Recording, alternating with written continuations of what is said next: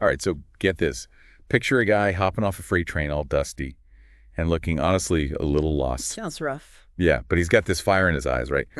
This guy landed in Orange, New Jersey, Yeah. and you won't believe who he's dead set on working with. Yeah. Thomas Edison himself. No way. I'm serious.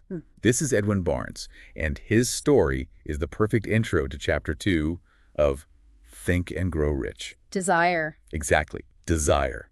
The starting point of all achievement. What gets me about Barnes is he didn't just want to, bump into Edison and get lucky, you know? Yeah, he had a plan. It was like this all-consuming desire to become Edison's partner. Hill's all about that intensity. It's not just wishing.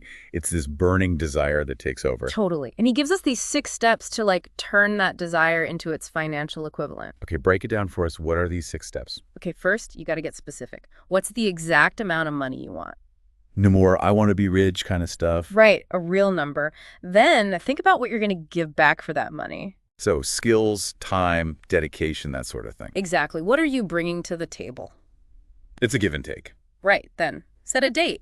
When will you have this money? So we're talking deadlines. Deadlines for sure. And this is where it gets real. Make a plan and start now. No procrastinating. None.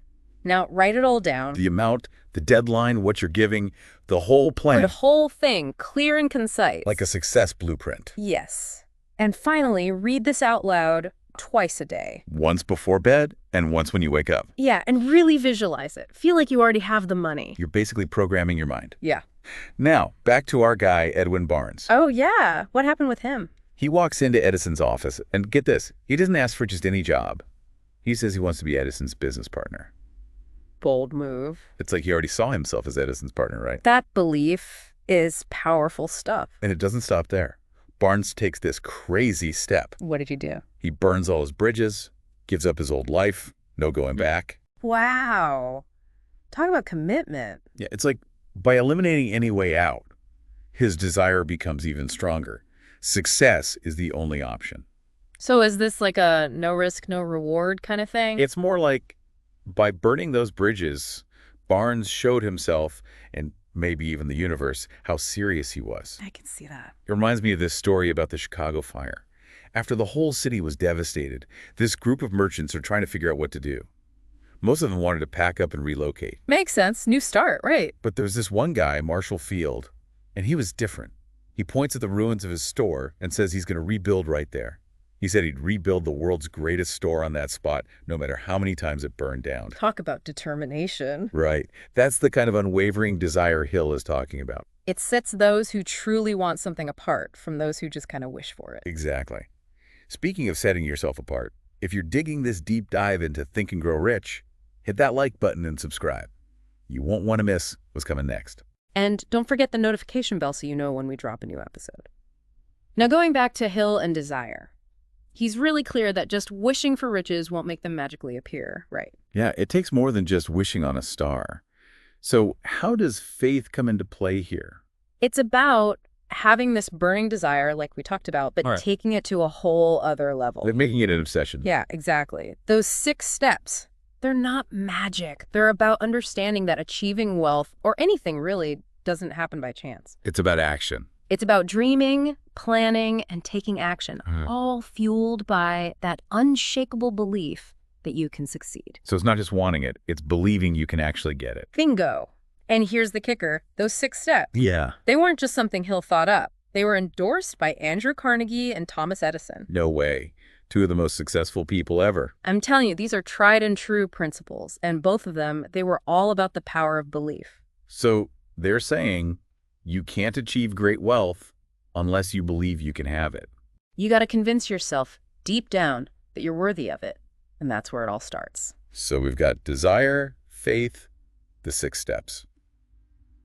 What else is Hill driving at in this chapter? He reminds us that every great leader, inventor, innovator, they were all dreamers. Like all the greats. Think about Columbus, Copernicus, Ford, Edison again, the Wright brothers.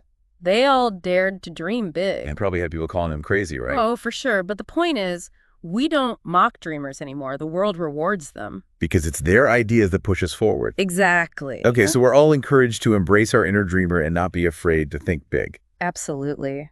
Now, I've got to share this personal story from Hill's life. It really brings all of this to life. Okay, lay it on us. It's about his son, Blair. I've heard this one. It's really powerful. So Blair was born without ears. Oh, wow. The doctors thought he might never hear or speak. It was heartbreaking, but Hill refused to accept that. He really believed Blair would hear and speak. An unshakable belief. It wasn't wishful thinking. It was this deep faith that became the foundation of their journey. That's beautiful. Yeah. So how did Hill help Blair to believe in himself, too? He started telling Blair these incredible bedtime stories. What were they about? He cleverly wove in this idea that Blair had an advantage because he didn't have ears. An advantage? How? He was subtly suggesting that Blair's physical challenge actually brought with it an equivalent advantage. Wow, that's a perspective shift, turning a perceived weakness into a strength. And you know what? On top of the stories, Hill decided to never teach Blair sign language. Really? He insisted Blair would live a normal life, and guess what? Blair's hearing slowly started to get better. No way. He even started showing signs of this entrepreneurial spirit at a young age, which Hill attributes to those stories. This is incredible. And get this, it gets even better. You won't believe what happened next. Blair found a hearing aid that worked for him. It was huge, not just for his hearing, but for everything. That's amazing. His dad's belief, those stories, and Blair's own strength all came together. Right, and it gets even better. Blair didn't just overcome this challenge, he used it. What do you mean? He dedicated his life to helping other people with hearing problems. What could have been a limitation became like this force for good. Wow, taking his experience and using it to make a difference. Exactly. His story isn't just about overcoming a physical challenge. It's about the power of desire and faith. Yeah, to overcome anything, no matter how big it seems, it really brings those 6 steps to life. It shows that belief can really make a difference. Yeah. Do you think this applies to like other areas of life too, not just physical challenges? For sure, it's a universal principle. Think about it. If we tell ourselves something is impossible, then it will be.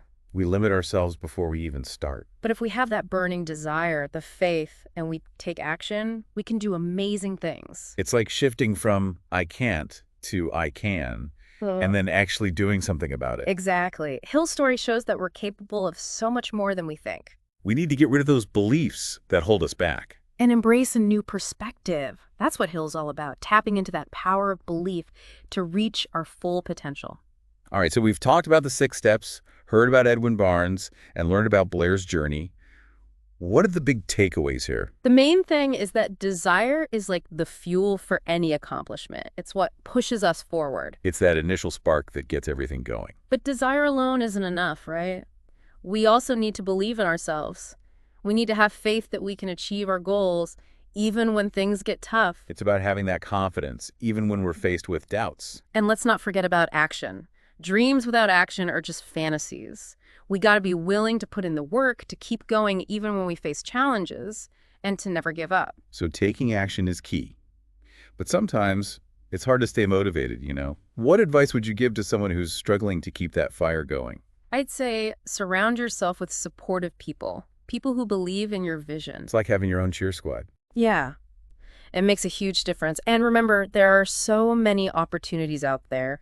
Don't be scared to take risks, to step outside your comfort zone, and to learn from your mistakes. And hey, speaking of opportunities, if you're enjoying this deep dive, make sure to like and subscribe. And don't forget to hit that notification bell so you don't miss any future episodes. Okay, back to Hill. He talked about an equivalent advantage that can help us achieve our desires. Yeah, he said, every adversity brings with it the seed of an equivalent advantage. I love that. It means that our challenges can actually be opportunities for growth. It's about changing our perspective, seeing those obstacles as stepping stones on our path to success. Like they're pushing us to become stronger.